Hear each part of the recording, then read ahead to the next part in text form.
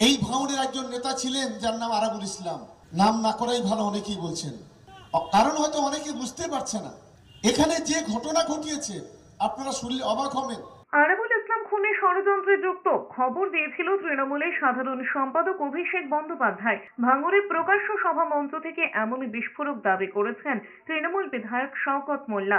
তৃণমূল বিধায়কের অভিযোগ, পঞ্চায়েত ভোটে টিকিট দেওয়ার নাম করে লক্ষ লক্ষ টাকা তুলেছেন আরাবুল ইসলাম। নিজের ছেলেকে জেলা পরিষদের টিকিট পাইয়ে দিতে তার কাছে দরবার করেছেন। এমনকি দলের নেতাকে খুনের ষড়যন্ত্রের নায়ক ছিলেন আরাবুল ইসলাম। আমার কাছে গত পরশুদিন 1,30,00,000 টাকার একটা চিঠি এসছে, কয়েকটা চিঠি। পঞ্চায়েতের টিকিট দেওয়ার নাম করে 6 লক্ষ টাকা থেকে 15 লক্ষ টাকা পর্যন্ত কেউ কেউ নিয়েছে। প্রধান করার জন্য এখানে অনেকেই বসে আছেন, কারোর কাছ থেকে 25 লাখ, 30 লাখ থেকে 40 লাখ টাকা নেওয়া হয়েছে। যখন যেটা বলেছে তখন সেটা করেছি। এভাবে টিকিট দেওয়ার নাম করে যেভাবে পয়সা তসরুপ করেছে, এটা আমি প্রথমে বুঝতে পারিনি।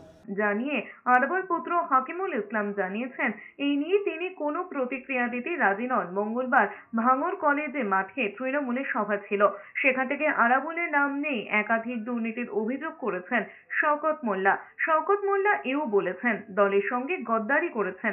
যাকে ভাঙড়ে সবচেয়ে গুরুত্ব দেওয়া হয়েছিল সেই আরাবুল ইসলামের নামে কয়েকটা চিঠি হাতে পাওয়া গিয়েছে।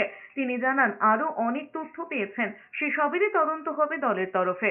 অভিষেক বন্দ্যোপাধ্যায় একদিন আমাকে বললেন, ভাঙড়ে নেতাগিরি করছো, ওখানে একজন প্রধান আছে, তার স্বামীর নাম খয়রুল, তার মার্ডার করার জন্য 18 লক্ষ টাকা লেনদেন হয়েছে। তুমি যে আরাবুল আরাবুল করো, সে আরাবুলেই ঘটনার মূল নায়ক, ওটা আমার উপর ছেড়ে দাও। সেইটে এই ঘটনা শোনার পর আমি একটা কোনো কাজে দিল্লিতে যাই, সেদিন আরাবুল অ্যারেস্ট হয়ে যায়।